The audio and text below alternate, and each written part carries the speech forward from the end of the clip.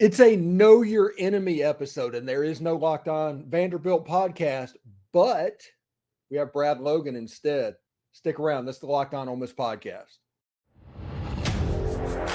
You are Locked On Ole Miss, your daily podcast on the Ole Miss Rebels. Part of the Locked On Podcast Network, your team every day.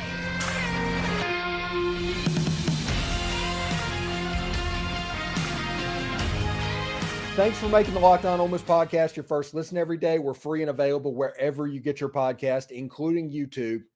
Part of the Locked On Podcast Network, your team every day. Also, we are making our final push towards 5,000 subscribers. Man, that is a huge landmark, 5,000 subscribers. But we have stuff planned for 5,000, 6,000, and 7,000. If you have not, please subscribe down below. And if you have, please tell a friend, because if we grow this by one person telling one person at a time, this is something that Ole Miss football and Ole Miss sports has not seen.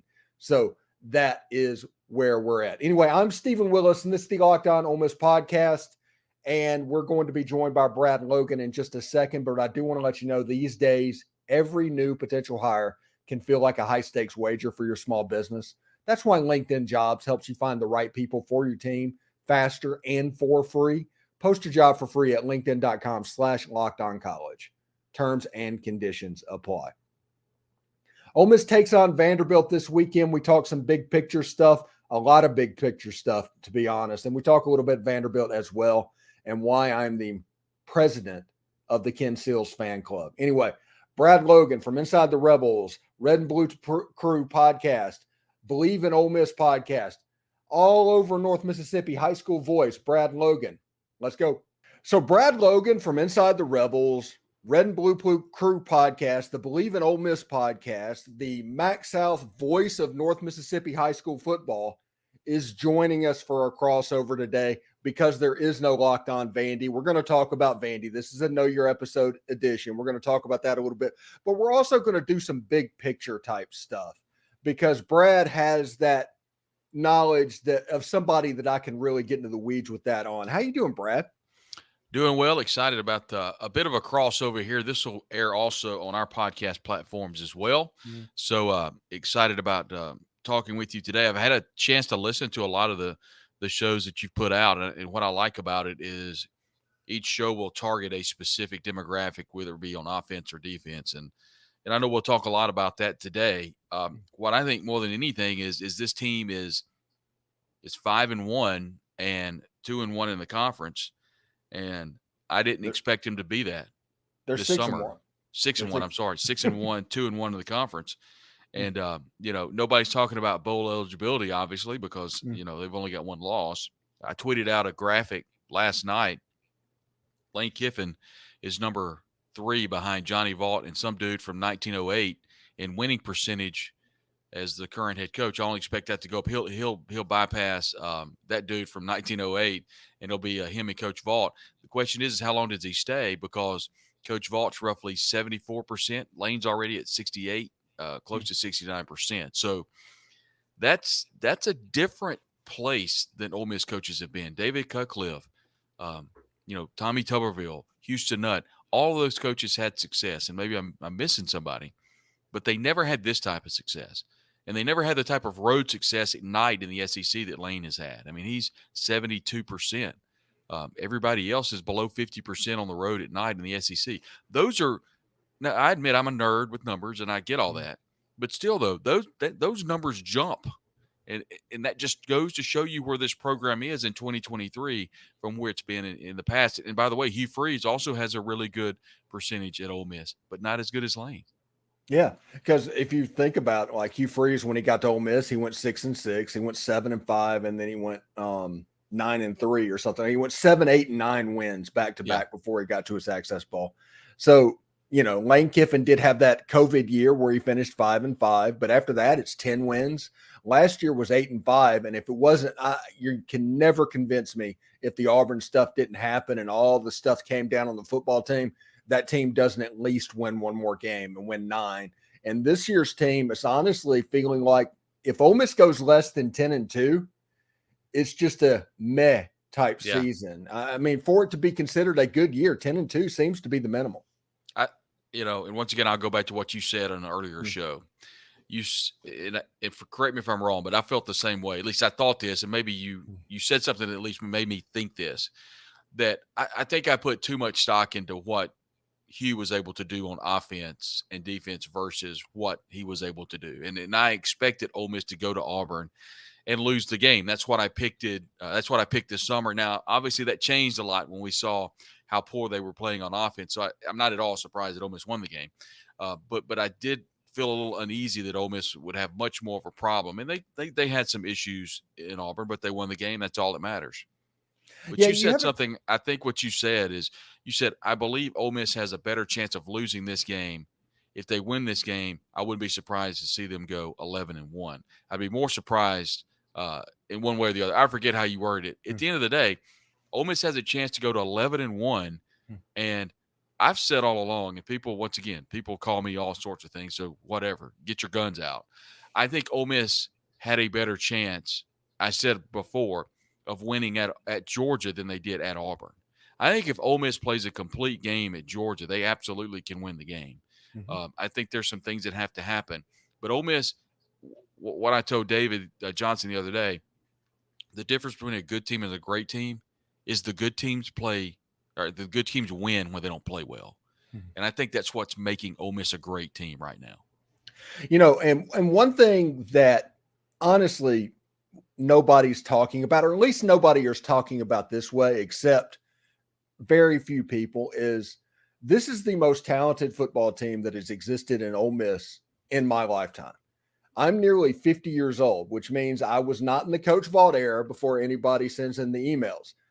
But if you look at the talent that has been accumulated on both sides of the ball, Ole Miss just went to Auburn and completely out-talented that football team, to where Ole Miss played as sloppy of a first half as they could, and that would have absolutely doomed previous Ole Miss teams, including the one that went in there in 2021 with Matt Corral. They fell behind, ended up losing that game, even though they were a favorite. I think this transfer portal situation, and I'm curious about your thoughts on this one. Everybody's going to say, can you recruit the transfer portal? Can you be heavy on the transfer portal? And my thought is right now, if you don't have an established quarterback, no, you probably can't do it. That we saw that last year. Whenever adversity hit, they went down pretty quick. But after with an entrenched Jaxson Dart, and in that, all of a sudden, this team in the fourth quarter looks like every other chemistry team that we've known throughout our lives in college football. So the transfer portal is a viable avenue for recruiting as long as you have that quarterback position. Okay, two really good questions that I think Ole Miss fans are thinking to themselves right now, and they're answering in their mind. I'm going to answer on behalf of me. Number one, you said this is the most talented team you've seen in your lifetime. You and I are about the same age. I'm going to play devil's advocate and say there are two teams that I would like for you to think about. Okay. Now, 2008, the team that went to Florida and beat Tim Tebow. Now, I know they lost some games early, but I truly believe that I had Houston on the podcast, and he said, at the end of the year, I think that team is playing as good as any team in the country. So from a talent standpoint, Jevin Sneedy quarterback, Dexter McCluster, Greg Hardy, I mean, that team was stacked. So I would say that may be number one. I don't think 2003 is number one. I think this team is better than 2003. I know it had Eli, but defensively, this team is better than 2003. And then you can go back and talk about some of Tommy Tuberville's teams. I think from a talent standpoint, this team this year is more talented than those teams. And then you talk about 2015 with Hugh Freeze. Defensively, I'll put this team against 2015 all day.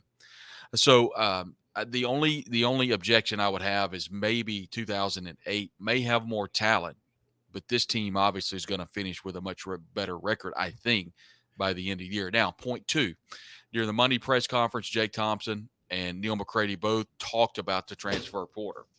And here's what they said. And I thought it was pretty good. Jake talked about the portal, asking a question about players that have taken a step forward. Then Neil came back and asked the question, how much do you guys evaluate character, discipline, and that sort of thing? And Lane very quickly came back and says, immediately. yes, is a huge deal. And I think Ole Miss has been such at the forefront of the transfer portal that they've been able to galvanize their particular transfer portal process. So they're not necessarily going after that particular player that's dealing with issues. They're diving into how that particular player is entering the portal. How are they grade wise? How are they discipline wise? How are they in regards to cohesiveness with a team?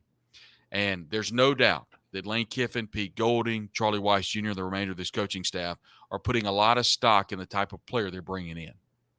Yes. And okay, the 2008 team, I would agree that the first 11 on both sides of the ball might be superior to what we see this year. But the difference is going to be on the second and third string, because if you remember, once you got past the starters, there was a drop off on that team. So I do mean in the totality, not just the starting 11 that's on the field.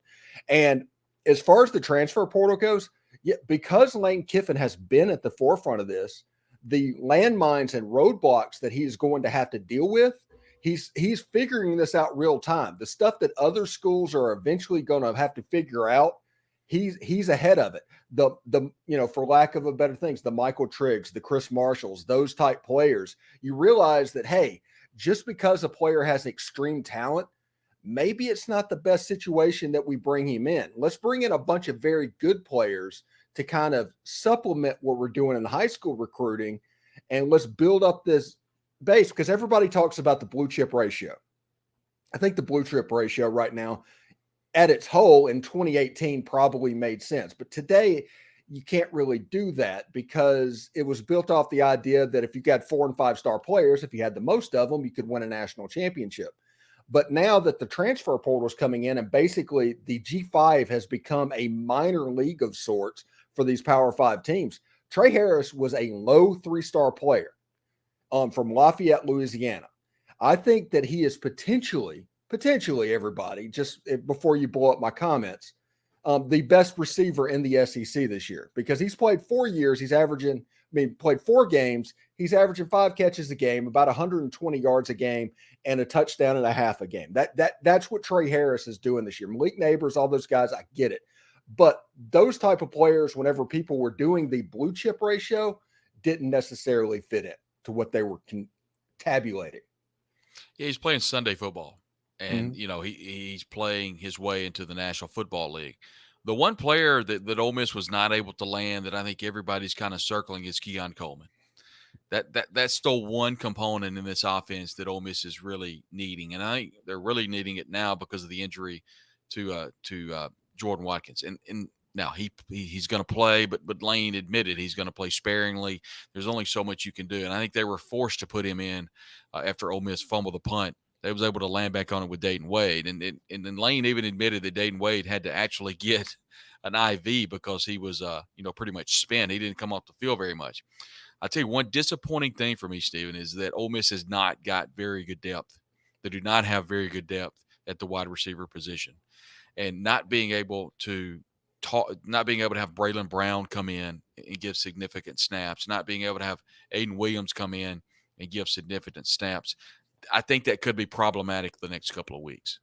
Whenever we come back, we'll address that a little bit, because I don't know if it's a depth problem at wide receiver as much as it is a favorite problem by Lane Kiffin and wanting to use Trey Harris, and then moving him to slot means you had new position players at multiple positions, and that kind of messed up the chemistry of your unit.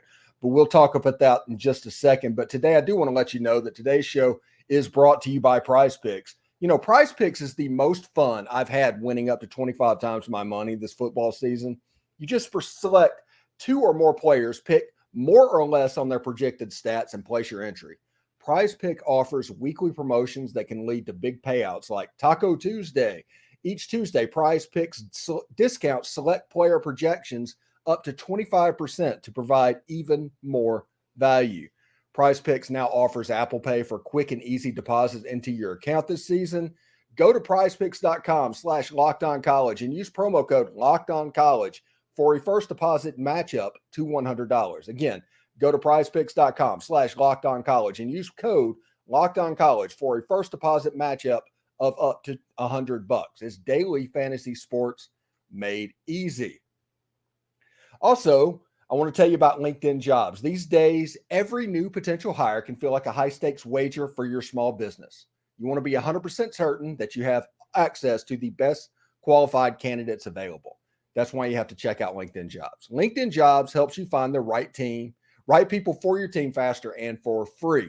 We all know how to create a social media profile. We're 20 years in at this point. We've done Facebook profiles, X or Twitter or whatever that's called now, profiles, all of these things. LinkedIn is no different. So go there and create your profile. Then add your purple hashtag hiring frame to your profile, and you can spread the word that you are, in fact, hiring. Simple tools like screening questions make it easy to focus on candidates with just the right skills and experience to quickly prioritize who you'd like to interview and hire. Listen, when you hire the right football coach for your football program, all of a sudden you have playoff aspirations and everything goes well. But if you have the wrong one, hire him, you'll end up doing this 3 years later. So hiring the right team member can have a positive and measurable impact on your business, because if you hire the wrong one, you might be doing this in 3 weeks, not 3 years. That's why small businesses rank LinkedIn Jobs #1 in delivering quality hires versus leading competitors. LinkedIn Jobs helps you find the qualified candidates you want to talk to faster. Post your job for free at linkedin.com/lockedoncollege. That's linkedin.com/lockedoncollege. Terms and conditions apply. College football season is here. And this season, Locked On is kicking up our coverage with Locked On College Football Kickoff live every Friday. We go live at 11 a.m. Eastern on every Locked On College YouTube channel, including this one, for College Football Kickoff Live. It covers playoff implications, the conference rivalry games, and it goes in depth like only Locked On can, including the insight and analysis from our stable of Locked On College hosts covering their team every day. Find Locked On College Football Kickoff Live every Friday at 11 a.m. Eastern on any Locked On College YouTube channel. You will not want to miss this. All right. So we're talking big picture stuff, and we have Brad and Logan here joining us, talking about all of that. And we're going to talk about Vandy today. I guarantee it. That's going to happen. But I want to answer, Brad mentioned before the break, the depth at wide receiver. And I don't know if depth at wide receiver is as much of a problem as staff preference at wide receiver. In a situation, Lane Kiffin, if he has a healthy Trey Harris, and by the way, I do not blame him for this, he's going to move him in a position to best affect the game. So Jordan Watkins gets injured at slot. So the first question is, who comes in and takes over the slot position? You know, Dayton Wade has had a really good year. He has the body type that profiles for that position. Zachary Franklin obviously had a good week of practice. He ended up on the field. But Lane Kiffin and Charlie Weiss Jr. decided to move Trey Harris, who I think is a dominant force on the outside. And even in the Auburn game, his big fade play that he broke down the Auburn defense was on a play that they moved him outside. But they chose to move him into the slot position, a position that he is not comfortable necessarily doing. So I think this might be more of a staff preference type deal than a wide receiver type deal. Yeah, David Eckert of the Clarion Ledger asked Lane the first question and said, what was the decision process in bringing Trey Harris into the slot? And he immediately said, you're exactly right, Stephen. It was a staff decision. It was a game planning decision. He didn't go into a lot of detail, but anyone that watches Trey Harris understands that he is a much more physical blocker. He's a better route runner than Dayton Wade, although I'm not taking anything away from Dayton Wade. But Trey Harris is a much more complete receiver. I think they had more trust in him, and it was a simple game plan. It was the decision that Lane made, and I'm sure he had, his offensive staff kind of looked at the body of work. I think we'll just have to agree to disagree. I think depth is going to play a bigger piece of the puzzle against A&M and, of course, Georgia and then Mississippi State. So we'll see. I just think it's a problem that we haven't seen the other receivers. I don't think that's by choice. I don't think that's by design. I think it's just because they don't have trust in the receivers, including Caden Lee, the freshman. We saw him a little bit early. So I think – and then I'll come back to your side a little bit and say that I do believe that Caden Prescorn being a viable tight end, being someone that is essentially, Stephen, a slot receiver. I mean, he's big, he's strong, he blocks well, and he has really helped in that running game. But they can line him up as a quasi slot like they did with Dawson Knox and with Evan Ingram. So I think he kind of checks some boxes of the wide receiver room that I don't think we're, and I say me, are giving enough credit. So I think that's one reason we haven't seen a ton of the other guys come into the game. But I think it's mainly is they just – I'm not going to say they don't trust them, but I think they feel more comfortable, obviously, with Dayton Wade and the rest of the crew with Trey Harris. So it'll be interesting to see what happens against Vanderbilt. I want to see – here's what I'm looking at. And I'm looking to see who are they going to try and trust against Vanderbilt. Vanderbilt, a team that's kind of struggled this year, that's not playing well, and Ole Miss should get out to an early lead. Is this going to be a somewhat of a – and again, I'm not – saying anything negative towards Vanderbilt. Is this a preseason type game to get ready for the stretch run of A&M, Mississippi State, and of course at Georgia? Is this a game to where you can try to get some younger receivers in there, some veteran receivers to see, hey, is there anybody out there that wants to play receiver that can step up for us in a big situation? That's kind of what I'm looking for. I think this is the game that you force feed Zachary Franklin. And the interception that happened was a timing issue because the receiver and the quarterback. Yeah. And it just happened. There was an overthrow on the sideline. That was just another thing. There was just a little bit. They weren't a cohesive unit. I think that Zachary Franklin and Jaxson Dart, I think Lane Kiffin and Charlie Weiss Jr. are going to really almost force feed Zachary in this game because they need him ready for A&M. They need him ready for Georgia. So I think this is the game to do that. Yeah, and against, gosh, what game was it? Earlier this year, we were watching him in warm-ups, and someone said he had a bit of a natural limp to the right side. Now, this was a much more progressive, and I was talking with someone on the sideline that would know, and they said it was more of a progressive. So I think he still was a little injured. He didn't look like he was limping at all at Auburn. He looked smooth. He did, and it looked like he was more comfortable running routes. They looked a little bit to be a little more crisp. Look, Dart, and we'll get into this if you want, but Dart did not have his best game at quarterback. I don't think, anyone outside of maybe Cedric Johnson, Sunterian Perkins, maybe Ulysses Bentley, maybe Quinshon Judkins played particularly well. I'm not going to say he played bad, but I think we've seen Jaxson play much better than he did. But once again, the good news, you win the game. You can get ready for the other games down the stretch. I thought Franklin had a great game. And what I like to see is I think he looked healthy to me. Mm-hmm. He was running, like I said, he was getting separation. That's the key for me. When a wide receiver comes into the game, are they able to get separation from the defender?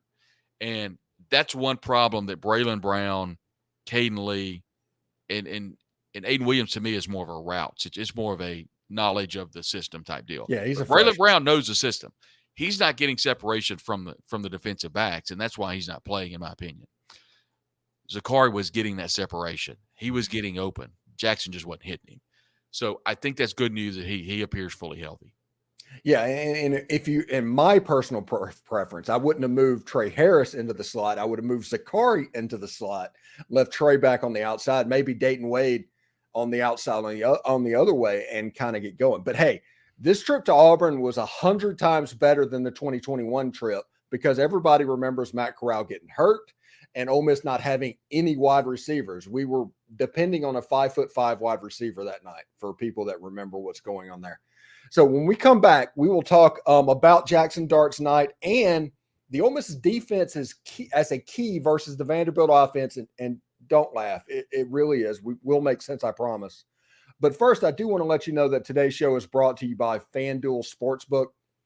Snap into the action this NFL season with FanDuel. It's America's #1 sportsbook. Right now, new customers can get $200 in bonus bets guaranteed when you place a $5 bet. That's $200 in bonus bets, win or lose. If you've been thinking about joining FanDuel, there's no better time to get in on the action.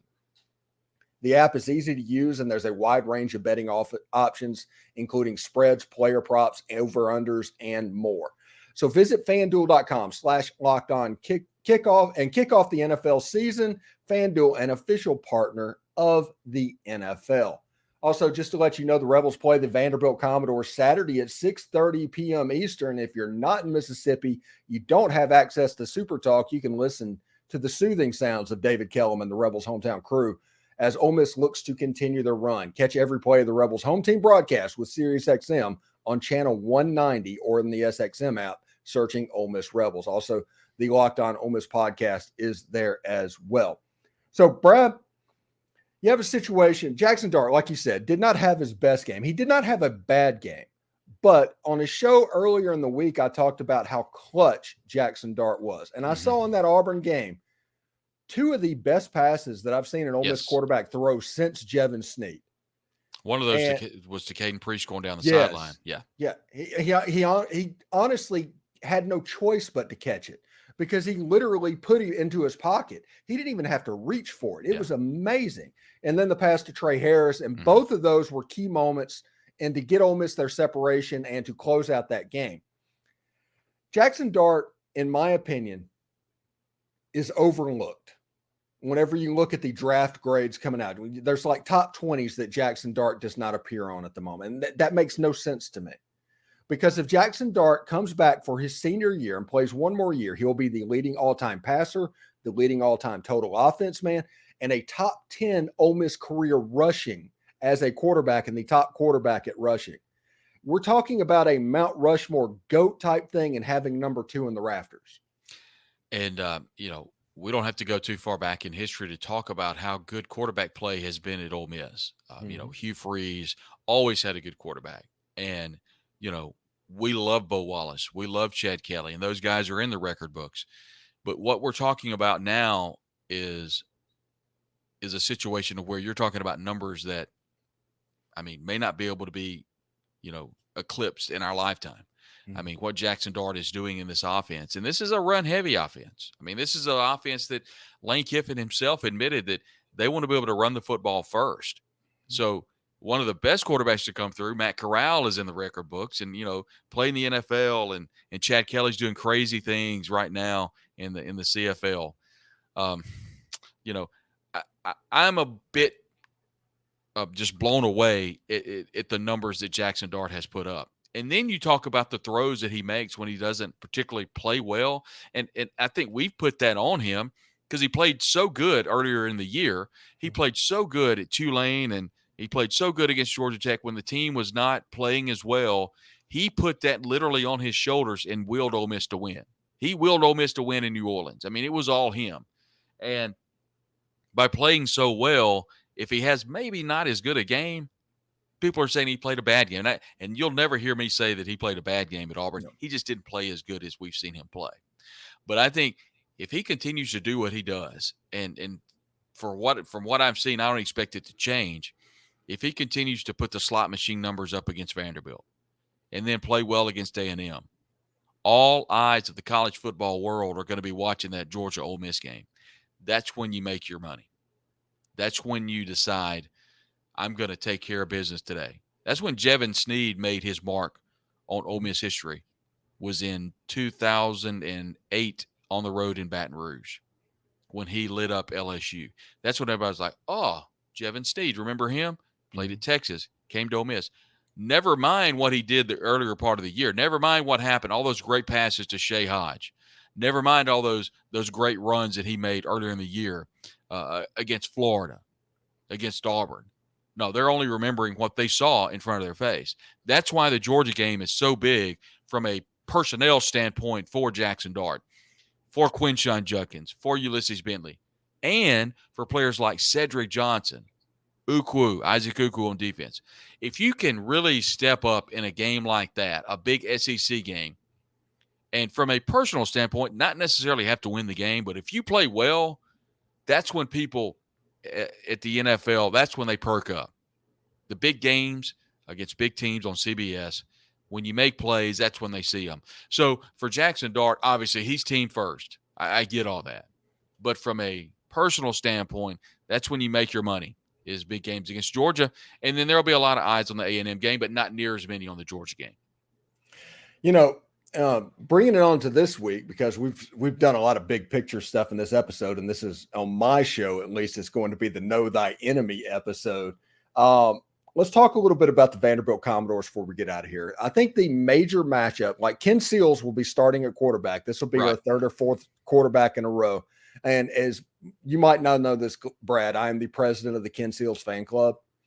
And I have to recuse myself this week because of Ole Miss, but I'll go back to being the president of the Ken Seals fan club next week. Ole Miss's defense against Vanderbilt's offense is going to be a major key. You have a situation to where Vanderbilt is pretty good at wide receiver with Will Sheppard and Jaylen McGowan. Ken Seals is doing a decent job of taking care of the ball. And if you look at 2019 and 2021, the last 2 times that Ole Miss has hosted Vanderbilt, they've only scored 31 points each time. Now, Ole Miss has won each game kind of in a pseudo boat race. I mean, 2021 with Matt Corral and those guys, Ole Miss only won 31-17. So it might get a little squirrely, but I'm of the opinion that if Ole Miss's defense performs well against Vanderbilt's offense, I don't know if Vanderbilt's going to be able to score enough points to make this game, I don't know, squirrely. I don't think so. I think what Ole Miss is able to do on defense, they'll limit Vanderbilt's offense. You know, Ray Davis leaving. Ray Davis did a lot against Ole Miss last year. Remember, Ole Miss went to the half.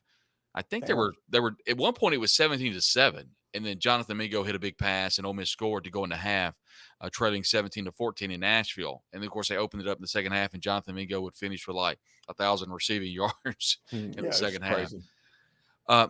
This year, I just don't know that they have that big time running back. That's going to force Ken Seals to go to the air early. Ole Miss did a good job of limiting Will Sheppard. Will's going to get his catches. McGowan's a good player, but defensively, Vanderbilt doesn't have that normal linebacker that they always have. You know, they've really struggled in the secondary, but they played Georgia pretty good, the week before last at home. So, you know, you have to prepare for that. But I think Ole Miss comes out. I think they need to establish a run with Quinshon Judkins, get up a couple of scores, and then go to the air and start working on that passing attack. And, you know, the line opened up, I think, at 24.5. I don't know where you have it with your the provider that you use, but I was looking at my provider and they had it right at 24.5. So I haven't checked it. We're in that ballpark as well. Yeah, may have gone up the point. I haven't checked it, but it's going to be roughly 4 to 5 score game according to Vegas, and that's probably where it finishes. Vanderbilt always plays Ole Miss tough. I think one of your podcast titles was the JP Game of the Week, and that gives people, talk about Will Zolman? Did I get that right? Greg Zolman. Mm-hmm. Everybody's got that still gives me nightmares. Oh my gosh, that touchdown across the middle. I think that was 98 or 99 when they lost that game. So, but they're not the players that they were. I was chatting with Jordan Matthews, who's going to be on the call for the game, and we were talking about that particular game in 2012 when Ole Miss lost to Vanderbilt. I think it was 29-28. It was very close. It was a 1-point game, and Ole Miss would go on to play in the Birmingham Bowl in 2012. That was Hugh Freeze's first year. And Jordan remembered that he told me, he said his hand got hit in the first half, and they had to give him a shot, and he couldn't feel his hand. So in the second half, he had his feeling coming back. He was just looking for the number 87 Matthews, the receiver that was so good, and he caught like 14 or 15 passes that night. They won the game, and I just don't think it's going to be that type of Vanderbilt team, and they're not as good as last year. So if Ole Miss comes out night game, I was talking with Ole Miss a little bit earlier. There are tickets remaining. I expect Vanderbilt probably sent some tickets back. So Ole Miss fans really need to flood the stadium and get Ole Miss past this game, and then as we say, the stretch run begins with A&M and Georgia and then Mississippi State. And don't think for a moment that Mississippi State's going to roll over and say, our season's over. We can't do anything. Let's just pack it up. They're going to bring everything they've got. So Ole Miss is going to have a dogfight for the next 3 weeks, depending on what happens with Vanderbilt. And they should roll. But Vanderbilt's down. And like you said, A.J. Swan still fighting injuries. And the Commodore Hour on Monday night, head coach Clark Lea did point out that it would be your guy Ken Seals at quarterback again this week with, a questionable running attack for sure.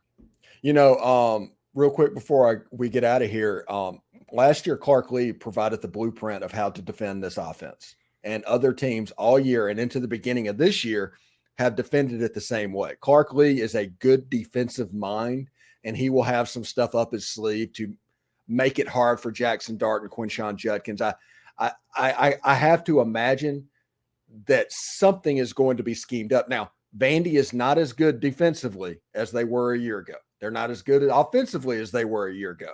But I think scheme-wise, look for Clark Lea to fool Jaxson Dart at least once. Yeah, I mean, like I said, I expect it to be possibly pretty close in the first quarter, maybe even up into the first half. But I think talent just outweighs, schematics to a certain degree. And that's what we saw last week. And, I thought Hugh threw the kitchen sink at Ole Miss. And I thought the defense, particularly Pete Golding, did a great job of defending, the halfback pass, a lot of the moving, the quarterback draws, the quarterback, what I call tacks, where they pull either the end or the guard or maybe even the tackle in some cases. And I just thought they filled holes nicely. Didn't tackle particularly well. I thought Sunterian Perkins, missed one of the, I think it was maybe either the Cobb or I think maybe it's Jarquez Hunter in the hole. It's Jarquez Hunter yeah, on the touchdown. On the touchdown run, yeah. Mm-hmm. And so he's got to break down. He's got to make that tackle. But, for the most part, I thought they filled gaps nicely. I think if they do that on Saturday, continue to improve on tackling. Once again, I'm not saying this is a scrimmage game by any stretch, but it's a great opportunity to hopefully get some players into the second half. And you're hoping for Ole Miss. No one gets injured. You can get past this one and get ready for the stretch run. Yeah, my prediction for the game is 41-14 Ole Miss. What you got? Yeah, basically, I think they'll score another touchdown. I think it's like 48-21, 48-17.